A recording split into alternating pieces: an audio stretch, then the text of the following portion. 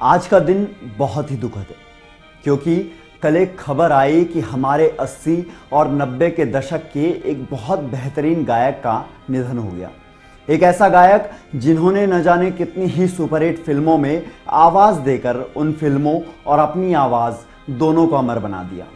तो ऐसे ही बेहतरीन कलाकार के जीवन के कुछ ऐसे किस्से आपको सुनाएंगे, जैसे कि उन्होंने कैसे फर्श से अर्श तक का सफ़र तय किया और किस तरह वो अमर कलाकार बन गए। अमर इसलिए क्योंकि कलाकार कभी मरता नहीं है, वो किसी न किसी गाने में जिंदा रह ही जाता है। तो शुरू करते हैं उनका मुश्किलों से भरा ये सफ़र, या यूं कहिए कि उनका अविस्मरणीय सफ़र। नमस्कार, स्वागत है आपका इंडिया न्यूज़ के digital platform India news entertainment पर, और मैं हूं रोहित पटवाल आपके साथ। भले कच्ची उम्र में जिंदगी की शाम आ जाए, ये मुमकिन ही नहीं कि खून पर इल्ज़ाम आ जाए, और मेरे गांव में बहनें उसे राखी नहीं बांधेगी, पलट कर भाई अगर जंग से नाकाम आ जाए। अभी जो 4 लाइनें मैंने आपको सुनाई, आपको एक गाना याद आया होगा, मेरा रंग दे बसंती चोला, माई मेरा रंग दे बसंती चोला। जी, ये गाना जिनकी आवाज़ में गाया गया है, जिन्होंने इस गाने को आवाज़ दी है, मशहूर सिंगर भूपेंद्र सिंह, उनका निधन हो गया है और उनके निधन से हर कोई सदमे में है। गायक भूपेंद्र सिंह 82 साल की उम्र में इस दुनिया को हमेशा के लिए अलविदा कह गए।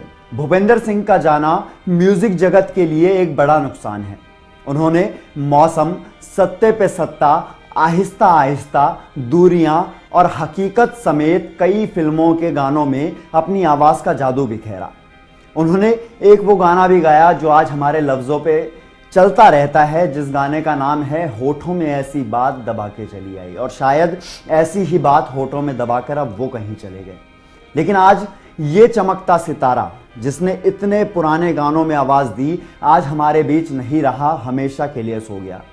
दिल ढूंढता है फिर वही फुर्सत के रात दिन के सिंगर भूपेंद्र सिंह ने संगीत की दुनिया में अपनी सत्ता लगातार बनाए रखी।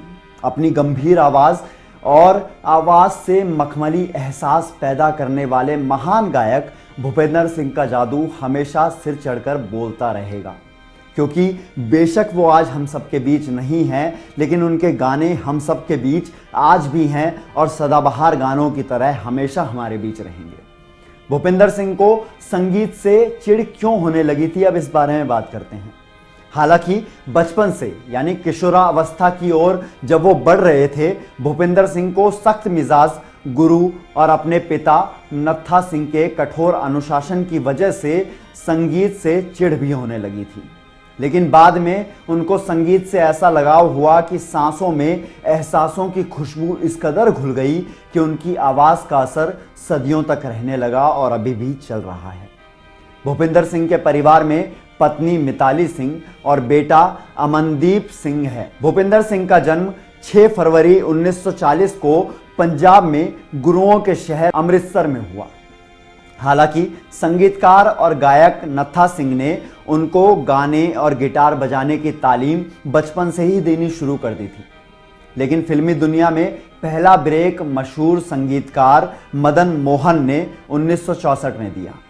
इसके बाद तो भूपेंद्र सिंह फिल्म इंडस्ट्री में छा गए। उन्होंने चुनिंदा गाने गाए, लेकिन अपनी शर्तों पर गाए, यानी चुनिंदा गानों में भी उन्होंने अपनी शर्तों को, अपने मिजाज को बरकरार रखा। आखिर भूपेंद्र सिंह कैसे बने संगीत के स्टार, अब इस बारे में भी बात कर लेते हैं। फिल्मों के साथ साथ गजलों को भी उन्होंने रंगमंच पर नई ऊंचाई और गरिमा दी।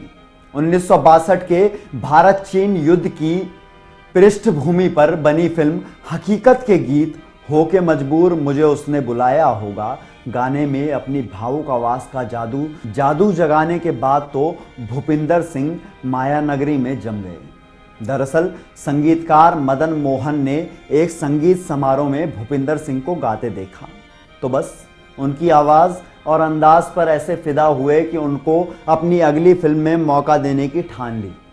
गायिका मिताली मुखर्जी से भूपेंद्र सिंह की शादी 1984 में हुई।